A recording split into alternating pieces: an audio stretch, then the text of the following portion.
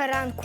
Усім салют! Рады вітаць вас у нашым добраранку. Дзяўчынкі, сёння я падрыхтаваў цікавую тэму для размовы. І мне не церпіцца пачаць расказ. Ой, Есик, что ж ты там такое придумал? Мы готовыя слухаць. Тады спачатку давайте уявім сабе, як кіпіць вада, напрыклад, у каструлі. Што тут уяўляць? Мне здаецца, кожны бачыў, як гэта адбываецца. Так, вода награецца, а потом бац! И пачынае бурлить и пузырыцца. Правильно, дзяўчынкі. А цяпер давайте закрыем каструлю накрыўкай. Што мы пабачым? Спачатку нічога. Толькі накрыўку на каструлі. А праз нейкі час з'явіцца пара, і накрыўка пачне падскокваць з усіх бакоў. Правильно, Даша. Гэта звычайны працэс. Што ж тут дзіўнага? Можна яшчэ, напрыклад, і чайнік успомніць, які свішча, калі пачынае кіпець. Можна, Кася. Гэта таксама добры прыклад. А цяпер уявіце такую вялізную каструлю альбо чайнік, і калі ён закіпае, вада і пара вылятаюць на некалькі дзесяткаў метраў угору. Гэта ж як такое магчыма? Лесік, мне здаецца, размова ідзе пра гейзер. Усё так, Даша, пра гэтую цікавую і ўражальную з'яву нашай прыроды. Гейзер? Гэта не каструля. Гэта гучыць ужо незвычайна. Хлопчыкі і дзяўчынкі, запрашаем даведацца пра гейзеры разам з намі.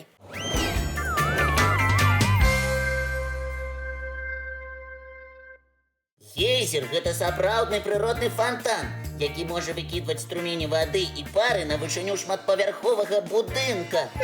А чаму так атрымліваецца? Уся справа ў тым, што калі падземныя воды награюцца ад магматычных парод, яны пераўтвараюцца ў пару. Як наша вада ў каструлі? Менавіта так. І калі ціск пары робіцца вельмі вялікім, тады яна вырываецца з-пад зямлі ў вышыню.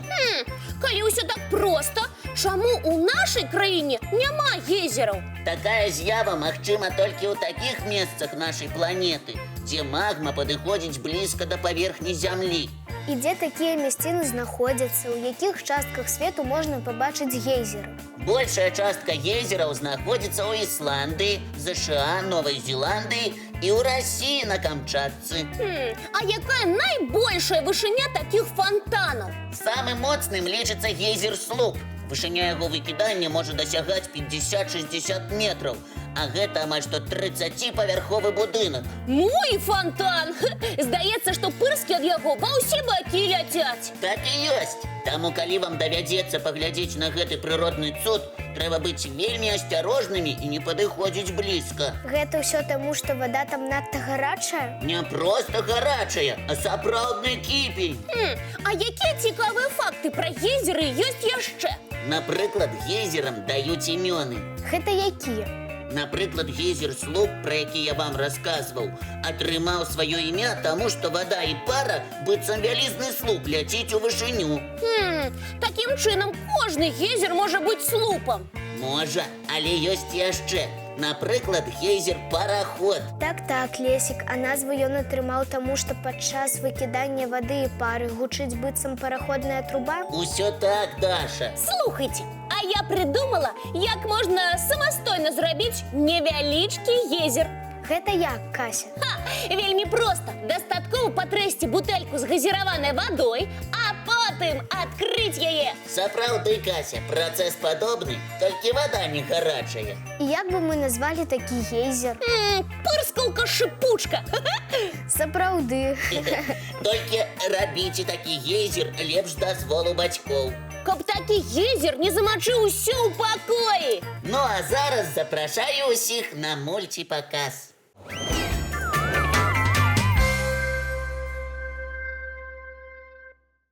Дзяўчынкі і хлопчыкі, а ці ведаеце вы крылаты сімвал беларускага прыазер'я? Крылаты сімвал? Відаць, размова ідзе пра птушку, а можа яшчэ і незвычайную? Так, і гэта птушка скапа. Яна адносіцца да сямейства ястрабавых. І мае вялікія памеры? Даша, для цябе і для ўсіх нашых гледачоў мы з Касей падрыхтавалі невялічкае падарожжа. Запрашаем у госці!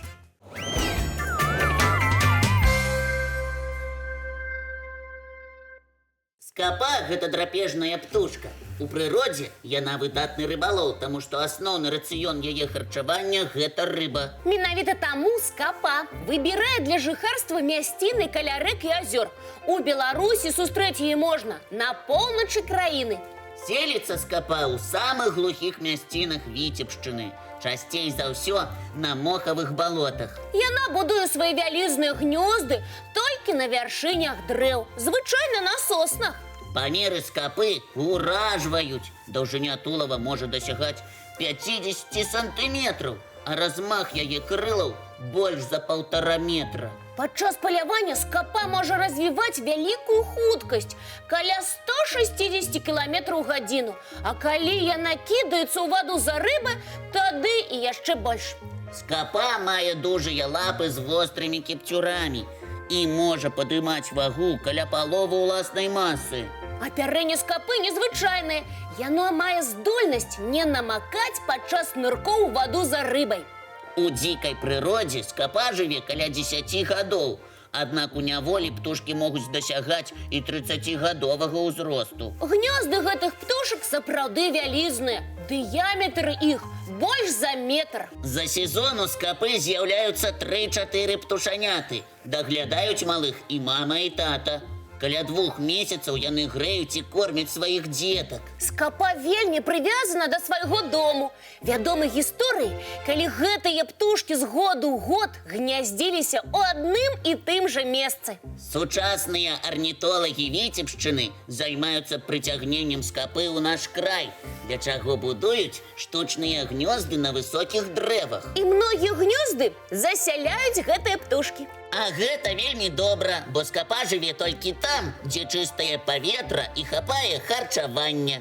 Якія ж прыгожыя і дужыя гэтыя птушкі. Цяпер зразумела, чаму яны лічацца сімвалам прыазёрнага краю. Усё так, Даша.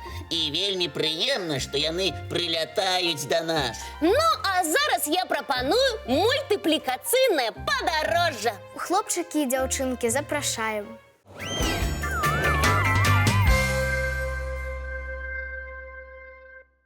Сябры, а ці можаце вы сабе ўявіць жыццё пад зямлёй? Кася, ты прапануеш нам прагуляцца пад зямлёй?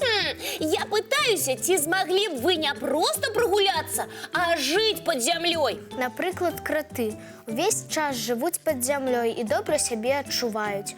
А вось чалавек не мае такіх здольнасцей. А вось і не. Жыхары горада Кубар-Пэдзі, што знаходзіцца ў Аўстраліі, з вамі не згадзяцца. Кася, гэта як? А так, горад Кубар-Пэдзі знаходзіцца пад зямлёй. Таму і ўсе людзі, што там жывуць, таксама жывуць пад зямлёй. Таму і вырашылі пабудаваць горад пад зямлёй? Слухайце уважліва, і вы пра ўсё даведаецеся. Кубар-Пэдзі быў пабудаваны ў канцы 20-го стагоддзя аўстралійскімі здабытчыкамі каштоўных камянёў апалаў. А чаму нельга было пабудаваць звычайны горад, які знаходзіцца на зямлі, а не пад ёй? Уся справа ў тым, што месца, дзе адбывалася дабыча камяню, знаходзілася амаль што ў пустыні, і тэмпература там дасягала немагчымых для жыцця значэнняў. І таму вырашылі пабудаваць горад пад зямлёй? Не зусім. Спачатку падчас дабычы там было зроблена шмат тунэляў і падземных пераходаў, а потым рабочыя пачалі рабіць сабе пакоі для адпачынку. Бо на паверхні зямлі было вельмі горача. Ага, усё так. Такім чынам, праз нейкі час і з'явіўся сапраўдны горад пад зямлёй. Наколькі сапраўдныя, што там можна пабачыць? О, Кубар-Пэдзі мае магазіны, царкву, мастацкія галерэі, атэлі і нават поле для гольфу. А як жа людзі жывуць без сонечнага святла і свежага паветра? У горадзе добра наладжана сістэма вентыляцыі, а дзённае святло паступае са спецыяльных шчылін. І якая тэмпература трымаецца ў гэтым горадзе? О, комфортная і прыемная. На працягу ўсяго часу тэмпература там каля 20 градусаў. Гучыць гэта ўсё цікава і незвычайна. Я б хацела пабываць у гэтым горадзе, але не жыць там. Згодна, Даша. Гэта ж так прыемна, калі ты ў любы момант можаш паглядзець у акно. А там так прыгожа. Можна пабачыць і сонейка, і дожджык, і вясёлку, і маланкі. І маляўнічыя іншыя фарбы на небе падчас усходаў і захадаў сонца. О, а ў мяне ёсць прапанова да нашых тэлегледачоў. Запрашаю вас, хлопчыкі і дзяўчынкі, падзяліцца, які від вы бачыце праз акно ў сваёй кватэры. Альбо які від вы бы хацелі назіраць. І ці згадзілись бы вы жыць у сапраўдным горадзе пад зямлёй? І калі вы ўжо паглядзелі ў вокны, то запрашаю вас паглядзець мультфільм.